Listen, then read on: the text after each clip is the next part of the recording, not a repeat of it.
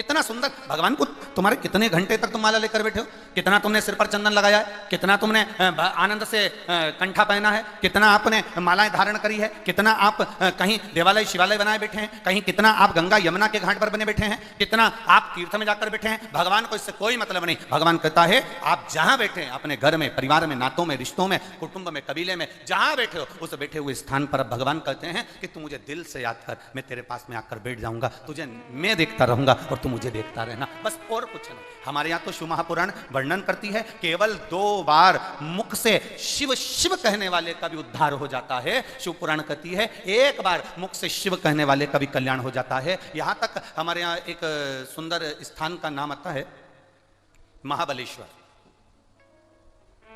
क्या नाम है? जम के बोलो जरा सा। महाबलेश्वर। लोग उसको हिल स्टेशन भी मानते हैं, लोग जाते हैं वहां पर। आप में से कोई गया है? गए हो? हाँ जी, धर लो धर लो धर लो, ठीक है। लोग इसे हिल स्टेशन भी मानते हैं। वहां शंकर जी का एक मंदिर है, उसका नाम था महाबल, अब उसका नाम महाबलेश्वर हो गया।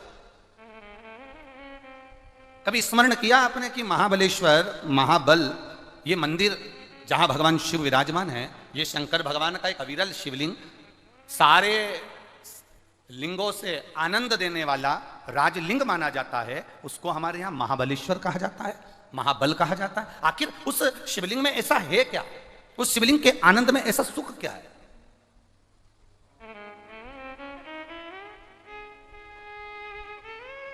एक ब्राह्मण की एक बेटी थी जिसका नाम था सोमनी,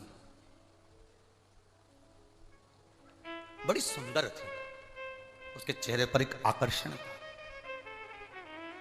केश लंबे, मुखाग्रविंद सुंदर, स्वरूप सुंदर। ब्राह्मण ने सोचा कि मेरी बेटी बड़ी हो गई है, अब इसका विवाह कर देना चाहिए। अब ब्राह्मण ने विचार कर कर उस सोमनी का विवाह एक ब्राह्मण बालक से कर दिया। बालक भी बड़ा सुंदर था, बड़ा आकर्षण था उस बालक के चेहरे।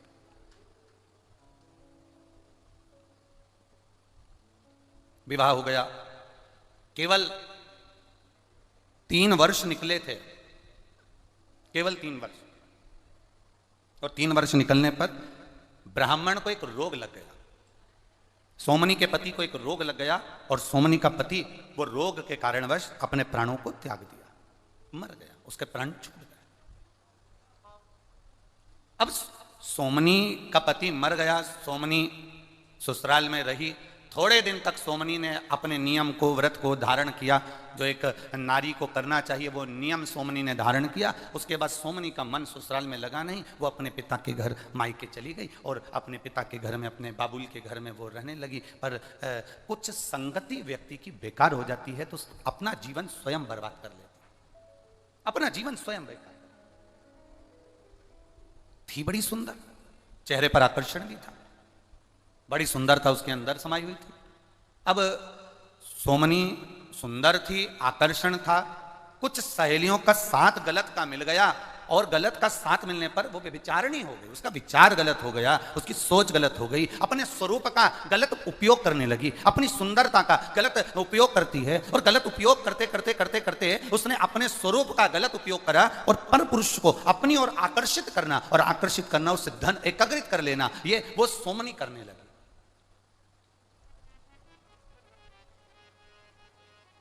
वो सोमनी कर रही है।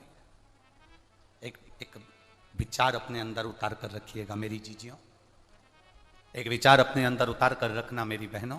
अपने अंदर एक विचार को लेकर बैठना कि हमारी सुंदरता, हमारा स्वरूप, हमारी देह, हमारा शरीर, हमारी सुंदरता, शिव पुराण कहती है ये किसी को लूटने के लिए या किसी को बर्बाद करने के लिए नहीं, हमारी सुंदरता भगवान के भजन के लिए प्राप्त होती है, भगवती स्मरण के लिए प्राप्त होती है।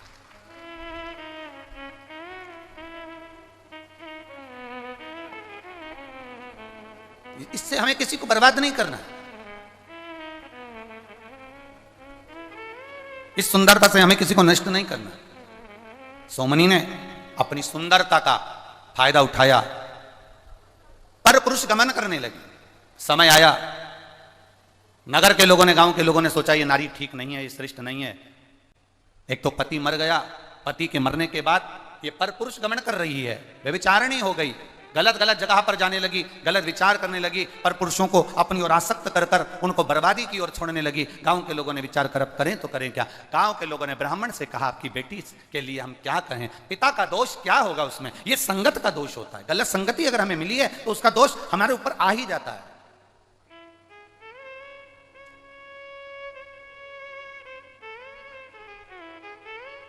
आप लोग इतनी इतनी दूर से आए हो, बैठे हो, कोई 2 दिन पहले, कोई 1 दिन पहले आया होगा, पंडालों में आकर विचार, उसने अपनी बिछात करी, बैठा, विश्राम किया।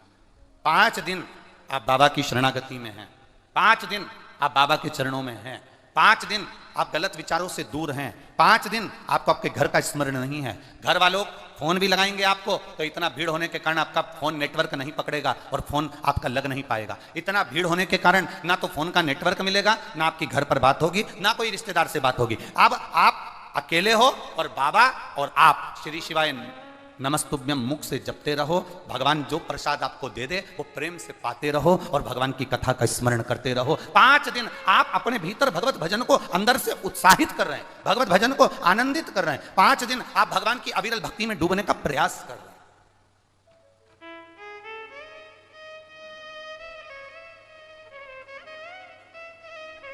वो कहे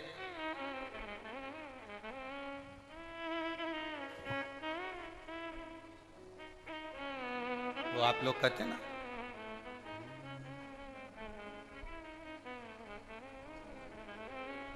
नैना लड़ गए डमरू वाले से, अब घर में कैसे जाऊं।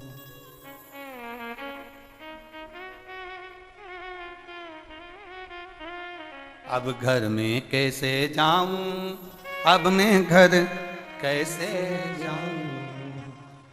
अरे नैना लड़ गए डमरू वाले से, अब मैं घर कैसे जाऊं। घर जाऊं तो मेरी सास लड़त है, घर जाऊं तो मेरी सास लड़त है। अब घर जाऊं तो जाऊं कैसे।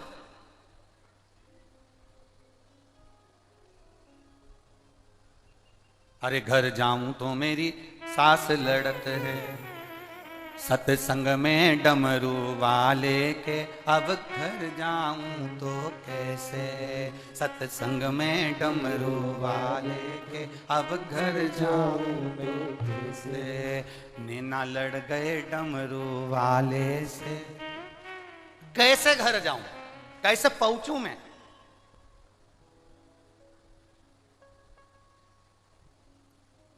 जब नैन लड़ गए भगवान से, अब मन नहीं लगता। अरे घर जाऊं तो मुझे गर्मी लगत है। अब बोलो, यहाँ इतनी धूप पड़ रही है, तुम लोगों को गर्मी लग रही है? बोलो बोलो, जम के बोलो जरा। अरे घर जाऊं तो मुझे गर्मी लगत है, यहाँ पंखा चल रहा भोले का, मैं जाऊं अब करूं क्या जाकर मैं। जब यहाँ स्वयं मेरा शिव थोड़ी थोड़ी देर में, शंकर की उदारता क्या है, शिव कथा का आनंद क्या है। आप बैठे हो थोड़ी देर, आपका मन जब तक कथा में लगा है आपको गर्मी का महसूस नहीं होगी, गर्मी का एक अंश भी आपको नहीं लगेगा। पर जैसे ही आपका मन उच्चिष्ट हुआ, जैसे ही मन आपका दूर हुआ, जैसे ही मन आपका कथा से दूर हुआ, वैसे ही आपको गर्मी लगना चालू हुई और आपने तुरंत पंखा झेलना प्रारंभ करा। अर्थात भगवान शिव की कथा, भगवान शंकर की एक उदारता, शिव तत्व अपने आप हमारी अग्रण्य होता है। हमें लगता है कि हमारा शिव हमारे साथ में है, हमें लगता है हमारा शंकर हमारे साथ में है, हमें लगता है हमारा शिव तत्व हमारे साथ में है। अपने विचारों से दूर हो गए। ब्राह्मण से कहा, सोमनी के पिता से कहा, सुनो तुम उस सोमनी के पिता हो, तुम सोमनी के बाबू लो, पिता हो, हमारा निवेदन आप स्वीकार करेंगे। हम आपकी बेटी को अब यहां नहीं रख सकते अपने गांव में, हम आपकी बेटी को जंगल में छोड़ना चाहते हैं। ब्राह्मण पिता ने अपनी बेटी को जब जंगल में जाने की बात सुनी,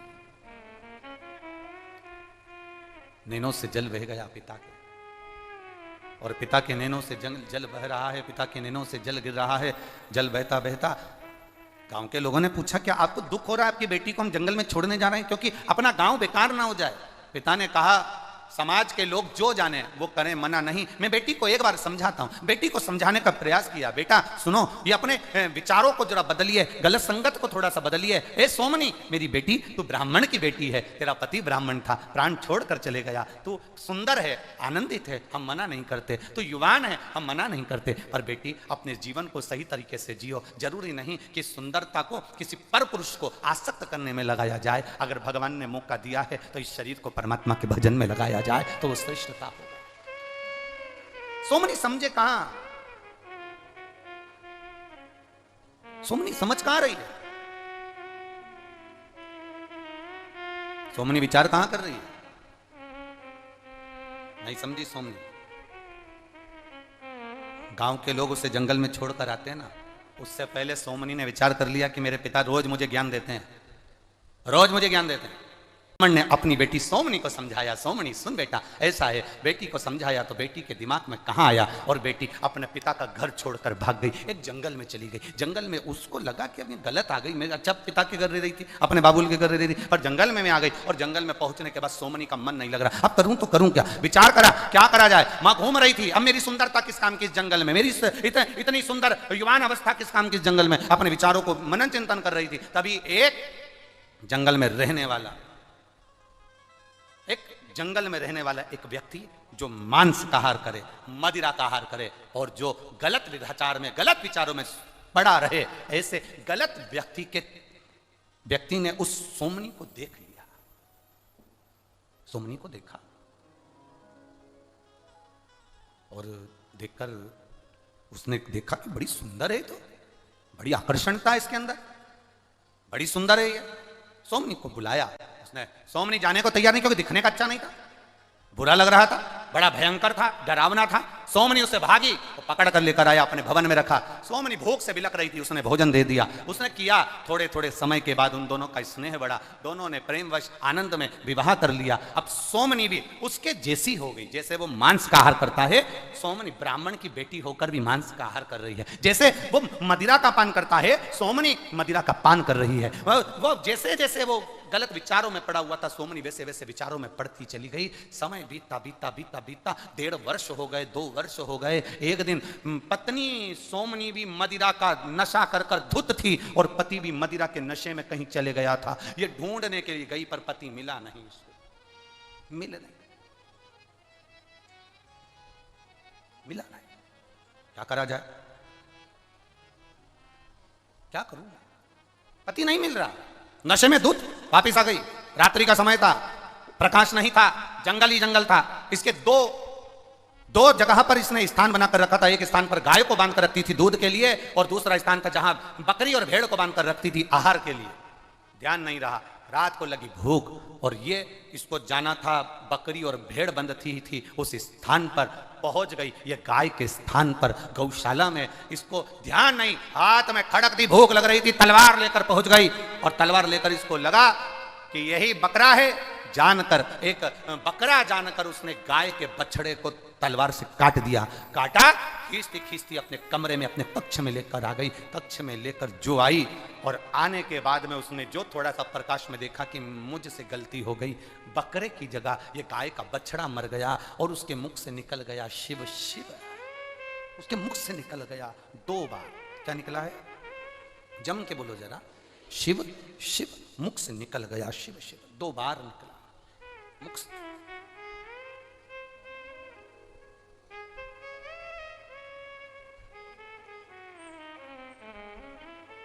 पर नशे में है, शुद्ध नहीं है। 2 बार मुख से शिव शिव निकल गया, नशे में, शुद्ध नहीं, शुद्धता नहीं है उसको बिल्कुल भी। बछड़े का ही मांस खा गई।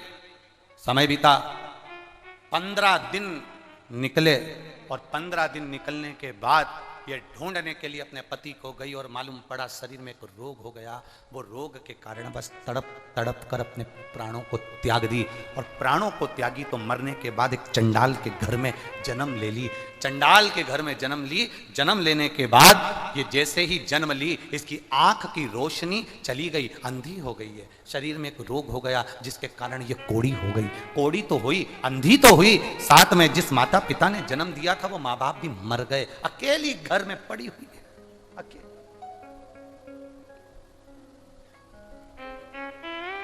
तड़प रही है, बिलख रही है। अब जरा विचार करिए, गाय का बछड़ा गाड़ी की टक्कर से भी अगर मर जाता है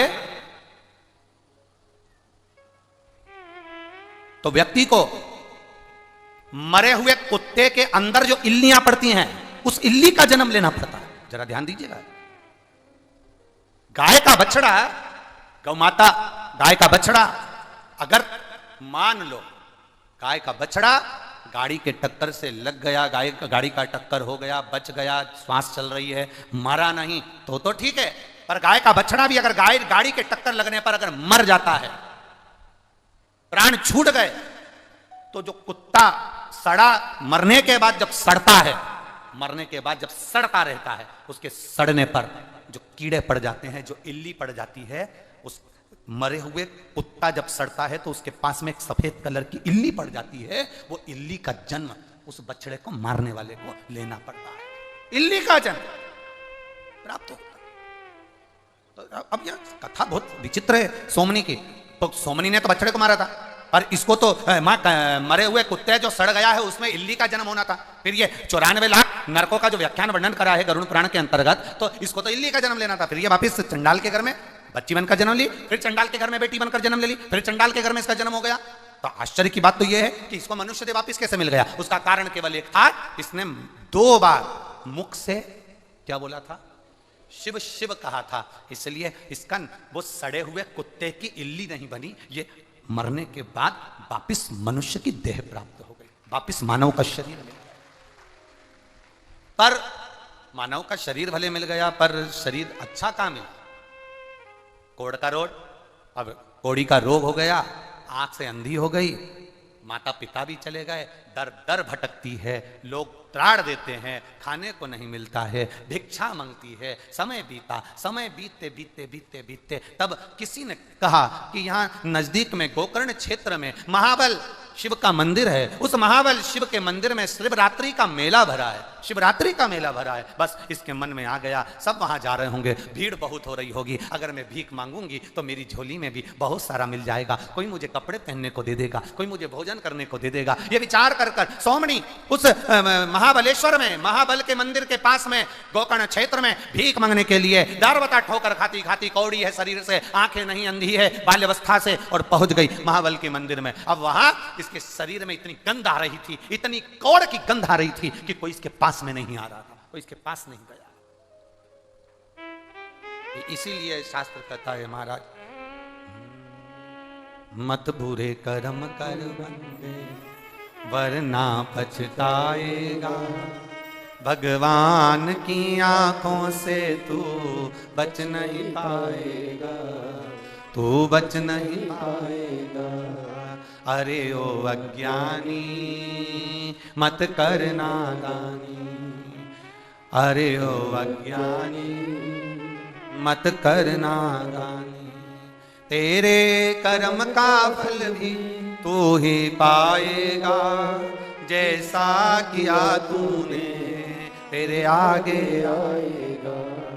मत बुरे कर्म कर बंदे वरना पछताएगा, भगवान की आंखों से तू बच नहीं पाएगा, तू बच नहीं पाएगा। अरे ओ अज्ञानी मत कर नादानी। क्यों हम गलत करते? जाएगा जब यहां से कुछ भी ना पास होगा, 2 गज कफन का टुकड़ा तेरा लिबास होगा। जब जाएगा कुछ नहीं जाने वाला, सब धरा रह जाएगा, धरा का धरा पे, धरा की धरा रह जाएगा। यहीं का यहीं कथा कह रही है सोमनी, शरीर में कौड़ी का रोग हो गया, नेत्र की ज्योति चली गई, बचपन से अंधी, आंख से कुछ दिखता नहीं। किसी ने कहा कि महाबल महादेव के मंदिर में शिवरात्रि का मेला है, आप जाइए। लोगों से पूछा, इतना इतना हड़कंपा मचा हुआ, इतनी भीड़ जा रही है, ये सब कहाँ जा रही है? उसको दिखता नहीं था, पर कानों से श्रवण करती। लोग बात करते करते जा रहे थे, महाबलेश्वर महाबलेश्वर, महाबल मंदिर महाबल मंदिर, महादेव का मंदिर, सब जा रहे हैं गोकर्ण क्षेत्र में। इसके मन में आया कि सब जा रहे हैं तो मुझे भी जाना चाहिए, वहां पर लोग भी बहुत आएंगे, भिक्षा भी बहुत मिलेगी, भिक्षा के साथ में पहनने के लिए वस्त्र भी मिलेगा।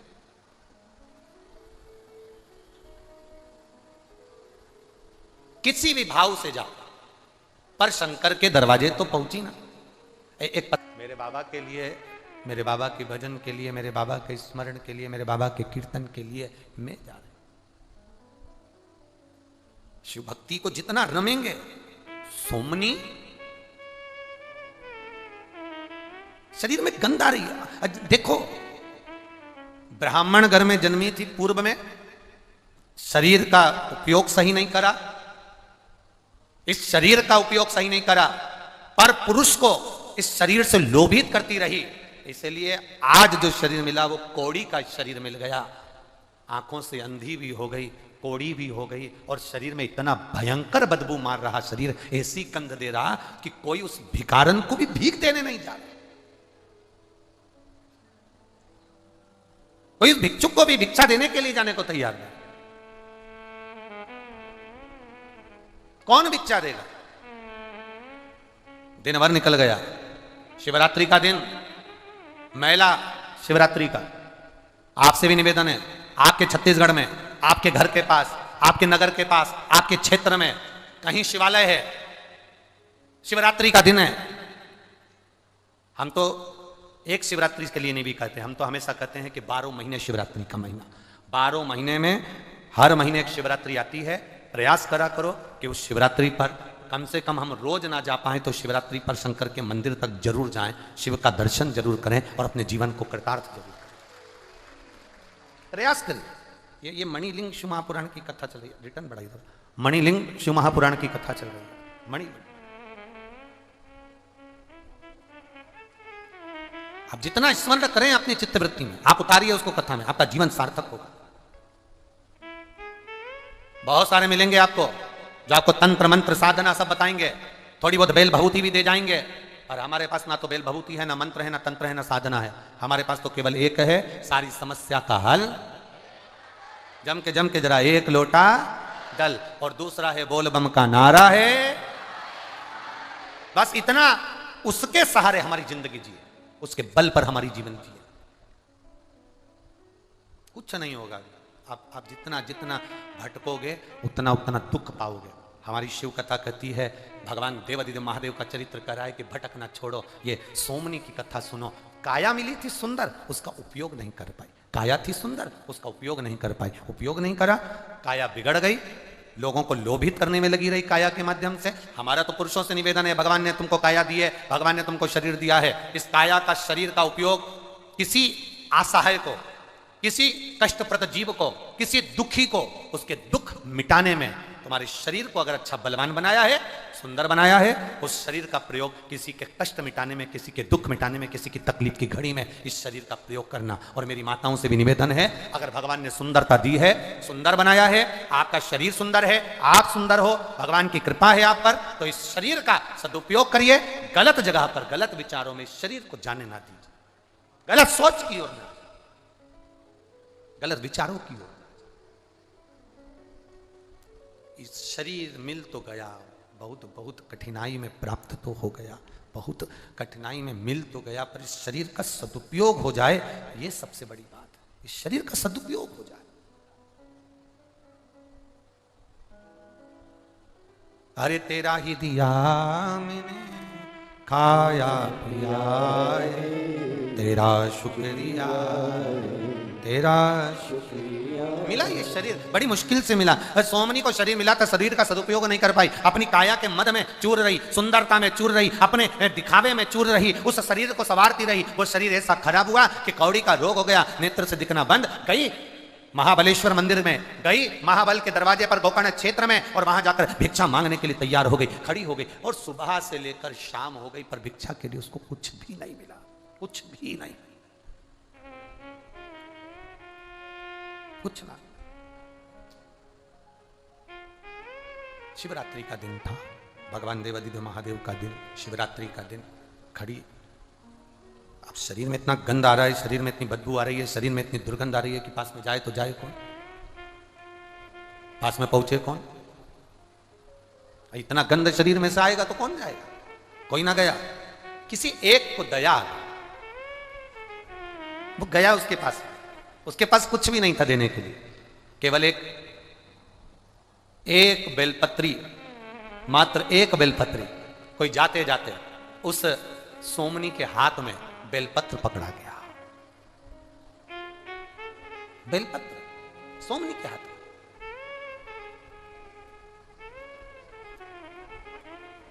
पूर्व जन्म में जिसने 1000 गौ माता का दान करा होता है, 1000 गौ माता का दान किया होता है, बेलपत्री का वृक्ष उसके घर में लगा हुआ होता है। अपने जीवन काल में जिसने 1000 गौ माता का दान दिया होता है, 1000 गौ माता का पूर्व में दान किया होता है, तब हमारे घर में एक बेलपत्री का वृक्ष लगा होता है, और घर में लगे बेलपत्री के वृक्ष को जो काटता है, समझ लेना उसने हजारों गौ हत्या एक साथ कर दी हो, इतना पाप उसके मस्तक पर चढ़ जाता है। एक बेलपत्र का वृक्ष हमारे जीवन की सार्थकता दे देता है, एक बेलपत्र का वृक्ष। विष्णु पुराण को पढ़िएगा, कभी मौका मिले तो लिंग पुराण को पढ़िएगा, कभी मौका मिले तो गीता प्रेस गोरखपुर के शिव महापुराण को पढ़िएगा, कभी मौका मिले तो स्कंद पुराण को बड़े आनंद के साथ में पढ़िएगा, कभी मौका मिले तो देवी भागवत पढ़िएगा। उसमें लिखा है एक बेलपत्री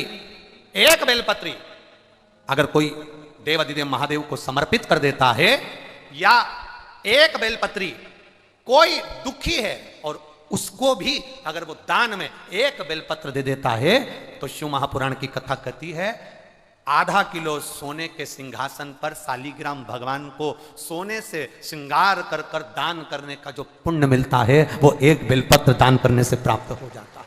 मात्र एक बेलपत्र।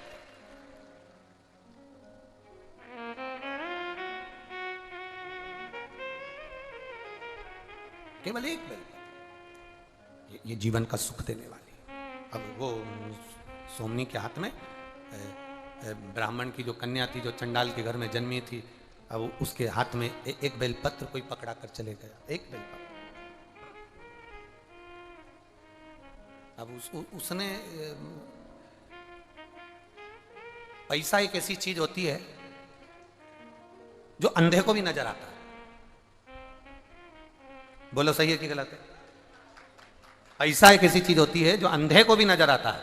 आप पैसा और एक पड़ा हुआ कागज का टुकड़ा, एक जैसी कटिंग करना कागज के टुकड़े की, बिल्कुल पैसे जैसी, और किसी अंधे व्यक्ति को वो कागज का टुकड़ा पकड़ा देना, तो वो कह देगा मेरे को बेवकूफ समझता है, तो मुझे कागज का टुकड़ा दे रहा है, तो मुझे बेवकूफ समझता है।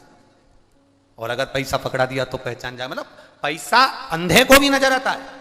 तो जैसे ही सोमनी को वो दिया पत्ता बेलपत्र का, और बेलपत्र का पत्ता कोई देकर चले गया, वो कोई होगा शिव का भक्त, ओघड़ी होगा कोई, अड़भंगा होगा कोई, जिसने इसके शरीर में इतनी कोड़ी के शरीर की गंध तक ना ध्यान दी, और उसके हाथ में एक पत्ता पकड़ा दिया बेलपत्र का,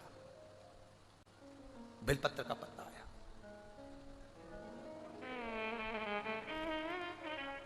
सोमनी मन में सोची, कोई पैसे देकर गया होगा, कोई धन देकर गया होगा, कुछ खाने का देकर गया होगा, कोई कपड़ा देकर गया होगा, कोई वस्त्र देकर गया होगा।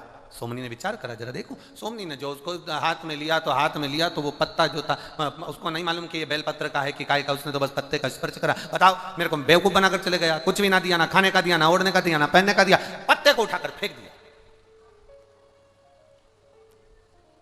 वो बेलपत्र का पत्ता फेंका उस सोमनी, और बेलपत्र का पत्ता फेंक कर सोमनी लड़खड़ाती, ठोकरे खाती, अपने घर की ओर जाने लगी। दिन भर शिवरात्रि का निकल गया, रात भर निकल गया, इसको ना भोजन मिला, ना रात को ये सो सकी, क्योंकि रात भर चलती चलती अपने घर की ओर चले जा रही है, भटक रही है। इसको नहीं मालूम कि आज शिवरात्रि है, और वो पत्ता जो इसने पटका था, हवा तेज चढ़ गई, और हवा जो चली तो वो पत्ता उड़ते उड़ते महाबलेश्वर के शिवलिंग पर जाकर गिर गया। शिवलिंग पता है, शिवलिंग पर, महाबलेश्वर के शिवलिंग पर, महाबल पर गिरा।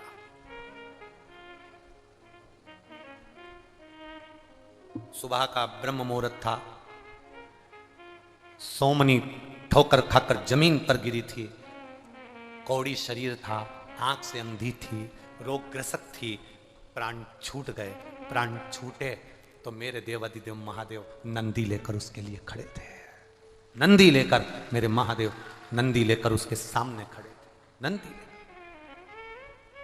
जब नंदी लेकर मेरे देवाधिदेव महादेव उसके सम्मुख खड़े, नंदी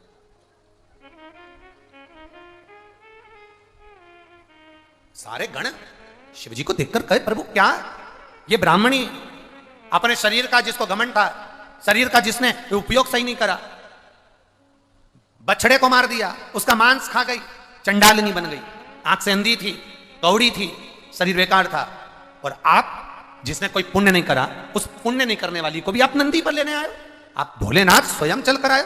शंकर भगवान ने कहा, जब इसके हाथ से बछड़ा मारा गया, मारते से इसके मुख से शिव शिव 2 बार निकला, परंतु ये गलत विचार में पड़ी हुई थी, इसलिए वो बछड़ा भी, मांस भी उसका खा गई। ब्राह्मण होने के बाद भी ये अच्छा कर्म नहीं कर पाई। 2 बार शिव कहा था, इसलिए ये मरे हुए सड़े हुए कुत्ते की इल्ली नहीं बनी, और ये एक चंडाल के घर में जन्म ले ली, पर शरीर इसका बेकार हो गया। उस 2 बार शिव बोलने के लिए ये महाबलेश्वर के मंदिर के पास भिक्षा मांगने शिवरात्रि के दिन पहुंच गई। शिवरात्रि के दिन इसने ना कुछ खाया ना पानी पिया, भिक्षा के लिए खड़ी रही, इंतजार करती रही, झोली फैलाती रही दरवाजे पर देवाधिदेव महादेव के, और पुकारती रही महादेव के दरवाजे पर, आवाज लगाती रही, कुछ नहीं मिला। दिन भर हो गया, कोई बेलपत्र देकर गया, फेंक दिया। वो बेलपत्र शिवरात्रि के दिन हवा में उड़कर शिवजी कहते हैं मेरे शिवलिंग पर जाकर गिर गया, और मेरे शिवलिंग पर जाकर गिरा। उसके बाद रात भर इसे नींद ना आई, रात भर जागती रही और कर्मटे बदलती रही। शिवरात्रि का इसने जागरण भी कर लिया, पत्र भी चढ़ गया, खड़ी खड़ी इंतजार भी करती रही, और व्रत भी पूरा हो गया। इसलिए शिवजी कह रहे हैं अब मुझे इसको कैलाश पर लेकर जाना पड़ेगा, इसको कैलाश पर। शिव कथा कह रही है, शिव महापुराण की कथा कह रही है। बाबा देवाधिदेव महादेव से कह दिया, भगवान शंकर से कहा, बाबा आप और इसको लेने के लिए आए, आप आए हो इसको लेने के लिए? ये कौन? ये वो ब्राह्मणी जिसने एक बछड़े का मांस खाया था, ये वो ब्राह्मणी जिसने बछड़े को मारा था, ये वो ब्राह्मणी जिसने अपने शरीर का भाव नहीं देखा, अहम में डूबी रही, और आप इसे लेने आए? देवाधिदेव महादेव ने कहा, इसने 2 बार मुख से शिव कहा था, मनुष्य की देह मिल गई थी, मनुष्य की देह मिलकर ये शंकर के दरवाजे पहुंच गई। शिवरात्रि का दिन था, भूल से भी अगर कोई शिवरात्रि के दिन देवाधिदेव महादेव पर लोटा भर जल चढ़ा देता है, भूलवश भी बेलपत्र चढ़ा देता है, आपको नहीं स्मरण आवे, हम इसलिए कहते हैं रोज शिव मंदिर जाओ। आपको नहीं मालूम कि आज सोमवार की अष्टमी है, आपको नहीं मालूम कि आज शिवरात्रि है, आपको नहीं मालूम कि आज प्रदोष है, आपको कुछ नहीं मालूम कि आज कौन सी तिथि है। भगवान को जो प्रिय तिथि है, उसी दिन तुम भगवान के मंदिर पहुंच गए, देवालय शिवालय पहुंच गए, शंकर की आराधना में डूब गए। बाबा देवाधिदेव महादेव ने साथ लिया तुमको। तुम्हें नहीं मालूम कि तुमने कौन से दिन बाबा को ऊपर जल चढ़ाया, तुम्हें नहीं मालूम कि तुमने बाबा को कौन से दिन भजन करा, बस वो फल तुम्हें प्राप्त हो गया, वो फल तुम्हें मिल गया।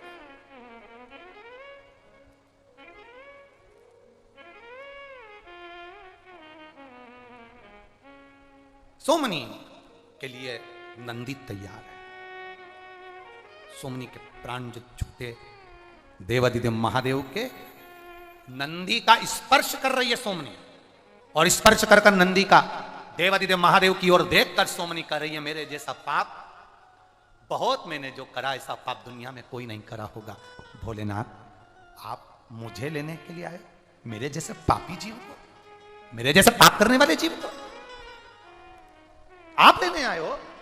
भगवान देवाधिदेव महादेव सोमनी को देखकर कहते हैं, जी सोमनी, भूल से तेरे से शिवरात्रि का व्रत हो गया, भूल से तू शंकर की उदारता में डूब गई, भूल से तेरे हाथ की फेंकी हुई बेलपत्र मेरे मंदिर में पहुंच गई, भूल से। और आपसे भी कहेंगे, अगर आप हकीकत में एक बेलपत्री का पौधा नहीं लगा सकते, तो भूल से कभी एक बेलपत्री का पौधा कहीं पर भी लगा देना, कभी कोई वहां से निकल कर जाएगा, बेलपत्री तोड़कर अगर भूल से शंकर जी पे चढ़ा देगा, तो तेरी 71 पीढ़ी तो देवधाम में आनंद से विराजमान हो जाएगी। भूलवश